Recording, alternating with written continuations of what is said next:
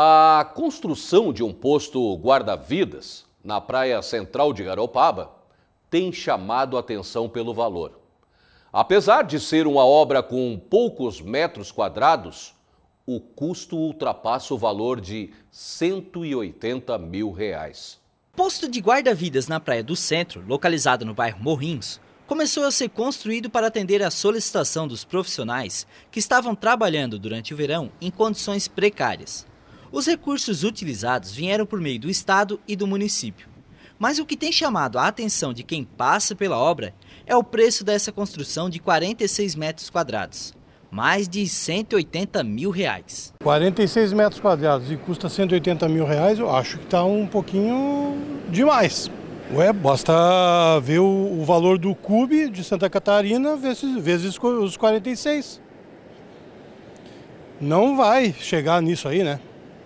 Sim, eu acho que se o produto for de primeira linha, ele se encaixa. Agora, se usar produto de segunda linha falando que é de primeira linha, aí sai caro. Não, porque eu acho que esse tijolo é de ouro, né? Tem ouro aí, a areia é de quê? De cristal, é? 180 não sei quantos mil nisso aqui. Pelo amor de Deus, homem, não. De acordo com o executivo municipal, o valor da obra está incluso todos os materiais, desde os itens para a construção, incluindo as estacas da fundação, assim como o acabamento, incluindo as luminárias, vasos sanitários e pias. Já estamos assim, o verão está batendo na porta, né? A gente não pode entregar uma obra para o bombeiro fazer uma licitação para daí botar uma torneira, para botar um acabamento. Então as nossas obras elas já são entregues até com a lâmpada, com a luminária, com acabamentos. Essa obra ela tem diversos itens, né? A gente tem aqui tem que ter um tratamento de esgoto especial porque é na beira da praia. Enfim, tem um monte de itens que encarecem essas obras, né? Como por exemplo as fundações. Se eu fizer uma sapata naquela obra ali na beira da praia, todo mundo sabe a hora que der uma maré alta, o que vai acontecer com o posto de saúde? Vai cair. Então ele tem que ter estacas, né? Então isso tudo, esses itens, eles não contemplam o que a gente chama de CUB, que é o custo unitário básico, né? Que é um índice da construção civil. O valor da obra foi calculado com referência à tabela SINAP, que é gerida pela Caixa Econômica Federal, que analisa e divulga os dados relativos a preços e custos na construção civil. Em obras públicas, o preço base deve ser igual ou menor que a tabela SINAP. No início do ano, foi feita uma licitação com 90% do valor da tabela, mais de R$ 170 mil. Mas nenhuma empresa se mostrou interessada.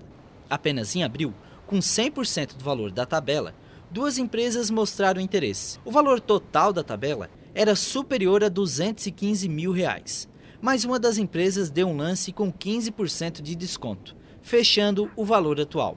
Esse custo chamou a atenção do Legislativo, que solicitou ao Executivo os documentos relacionados ao serviço. Infelizmente, o que eu levantei não me deixa contente, porque parece dar a entender, a princípio existe sim, salvo melhor juízo, um sobrepreço, o que me preocupa, porque esse sobrepreço amanhã depois pode se transformar num superfaturamento, e eu acredito que isso se dá por uma série de erros, ou como é que eu posso dizer, de não terem buscado a melhor opção pro município em relação à montagem da planilha orçamentária, pois é a planilha orçamentária que define o valor da obra que vai basear a licitação. Então, quando a gente tem uma planilha orçamentária com o valor que apresenta sobrepreço, mesmo com as empresas disputando e baixando o valor da obra com os lances, ainda assim fica com um valor muito elevado, injusto para o município, injusto para o cidadão que paga tudo isso através dos impostos, e é a nossa função como legislador buscar uma solução mais pertinente para o município, né, que respeite o erário, que respeite o dinheiro público. E é isso que a gente está trabalhando em relação à fiscalização dessa obra do posto salva-vidas. Segundo o vereador, os erros estariam na montagem da tabela orçamentária, pois, como já dito anteriormente, o preço utilizado como base deve ser igual ou menor que a tabela SINAP. Sendo assim, pode ser utilizado outras formas para calcular esse valor. O município, na minha concepção, o setor de engenharia, tem que buscar uma tabela referencial que seja interessante para o município. Então, que a montagem dessa planilha orçamentária leve mais tempo, mas que os engenheiros da prefeitura verifiquem se, de fato, os preços que eles estão tirando da tabela SINAP condizem com os preços, por exemplo, do nosso mercado aqui dentro do município, que, pelo que eu conferi, são muito mais em contas que a tabela SINAP. Tá? Então, a tabela SINAP, por si só, ela não é obrigatória. Ela é uma referência, é a mais utilizada, é uma uma referência da Caixa, né? Ela é atualizada mensalmente, desonerada e não onerada, mas ela não deve ser a única. Não é obrigatório usar apenas a tabela SINAP. O que a gente pede é que se faça uma planilha orçamentária levando em conta outras referências que tenham um preço melhor, para que a gente chegue num valor de início dessas licitações mais pertinente, mais adequado com a realidade que a gente tem dessa questão de obras de infraestrutura. Outro ponto levantado pelo legislador é com relação à escolha dos itens na tabela. O vereador acredita que alguns itens deveriam ser substituídos por outros que poderiam melhorar os custos da obra, como, por exemplo, os códigos de referência utilizados na tabela. A gente tem na tabela SINAP aqui, quando fala de encher as estruturas, de preenchimento de laje, por exemplo, que essa obra tem 3 lajes, né? Ela tem a fundação, o térreo, até o teto dela vai ser com enchimento de laje. E na tabela SINAP aqui do município, eles usam o 95957, que é a composição mais cara da tabela SINAP. Eu questionei o Poder Executivo o porquê de um município utilizar essa composição em contrapartida de outras mais baratas da própria tabela SINAP, por exemplo, a 95956. E nas notas que me mandaram, Vini, só existem 2 tipos de ferro que seria utilizado, que faria justificativa isso, que seria o aço CA50 de 20 milímetros e o de 25 milímetros. Em todas as notas que eu recebi do setor da prefeitura, não foi utilizado nenhum desses ferros, né? Então, os ferros que foram utilizados, que constam aqui nas notas, constavam nas 2 composições que poderiam ser utilizadas. Então, no meu ver, não justifica o argumento que o município utilizou para usar essa composição mais cara, tendo em vista que as notas comprovam que poderia ser utilizada mais barata. Outra opção que poderia ser utilizada como referência é o preço de mercado local, que, de acordo com o vereador, também poderia baixar o valor desse item. Agora, se a gente sair da tabela SINAP e ir para o nosso valor de mercado aqui da nossa região, por exemplo, a economia seria maior ainda. Na tabela SINAP que foi utilizada, o metro cúbico da composição é 3.500 e alguma coisa. Nessa mais em conta que poderia ser utilizada, 2.600 e alguma coisa. E se a gente for fazer uma base aqui do nosso mercado, ficaria em torno de R$ 1.500, R$ 2.000.